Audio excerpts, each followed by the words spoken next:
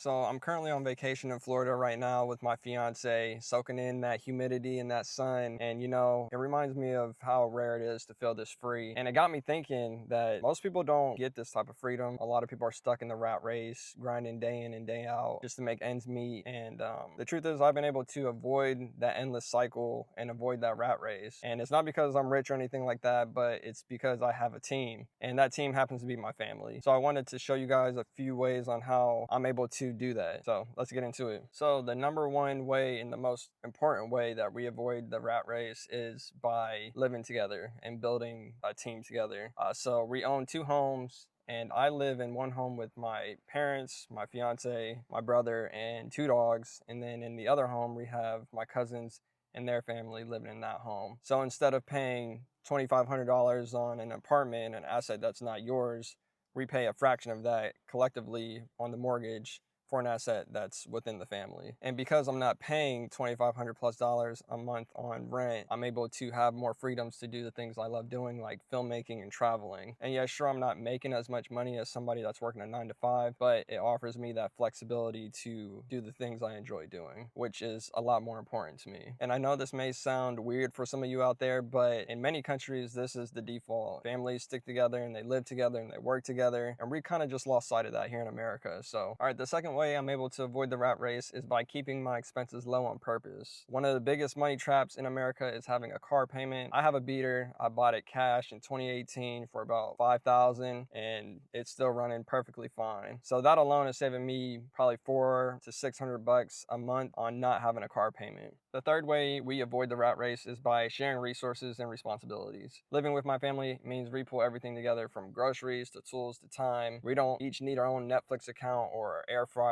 We're gonna go ahead and share everything. So whatever else you might have, everything is pulled together. So we don't have a ton of expenses for each of us. We're all sharing everything. It's a team effort. It lightens the load on all of us and it just works. The fourth way we avoid the rat race is by prioritizing time over status. A lot of people out here are chasing status, whether that be through designer clothing or through social media or through their job.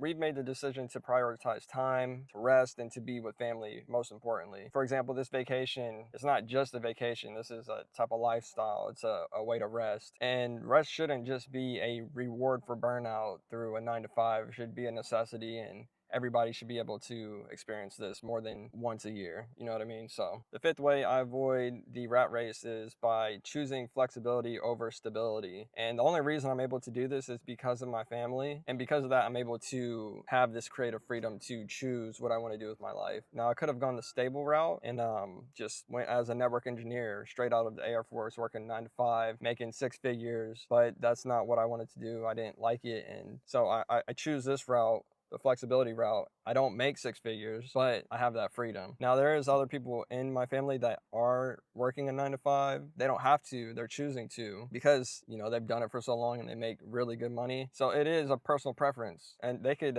easily leave that 9 to 5 and do something else. But, there's pros and cons to each. Do you want all that money, less flexibility, or more flexibility and less money? And eventually you could have a lot of flexibility and a lot of money, or work a 9 to 5 and have flexibility, depending on the situation. But for me, the flexibility is more important than having that stable 9 to 5 type of job. The sixth way we avoid the rat race is by not following the American timeline. There's so much pressure in the US to move out of your parents' house by 18, buy a house by 25, get married, have kids by 30, and then have a 20-year plus long career and then retire. This timeline doesn't work for everyone. Definitely is not my type of timeline. So you just gotta ignore what society is telling you, block out that noise, prioritize what you want to do with your life. Trust God, trust his plan, because everybody is on their own journey. So just trust it and do what feels right.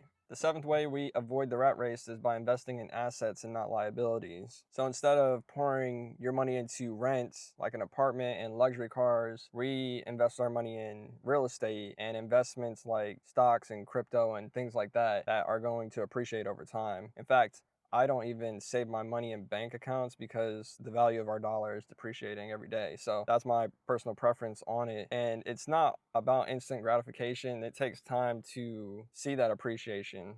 For us, it's about building generational wealth for generations to come. That's what we're doing right now. The last way we avoid the rat race is by supporting each other emotionally. The rat race isn't just about money. You know, sometimes when you're working a 9 to 5 nonstop, you can feel alone. And having a support system like my family, that's helped me out tremendously. That's priceless. I've gone through, I don't know how many jobs trying to figure out what I want to do with my life. And my fiance and my parents, my brother, all my family have been super supportive in no matter what it is that I've tried to do. And so that goes a long way. So there you have it. Those are some of the ways that I personally avoid the rat race. Having that team, having that family, or whoever it is you might have is key to being able to free yourself from the rat race and to live a life that you truly enjoy. And I know that society makes you feel some type of way about, you know, having to do everything on your own and grind 24/7 to get that latest car, to buy that new house, to have kids, whatever it might be. You just got to get rid of that noise, drown it out. Trust God's plan. Most importantly, trust his plan because he knows what's best for you. Don't rush it. Take your time. It's going to be all right. And don't be afraid to live differently. If you're in a situation where you feel like you're stuck working 24/7, maybe reach out to some family or people that you really trust and build that team and start the lifestyle that you want to live. So that's it for my chat today. I hope you got something out of this. And yeah, that's it. God bless. I'll see you guys on the next one. Peace.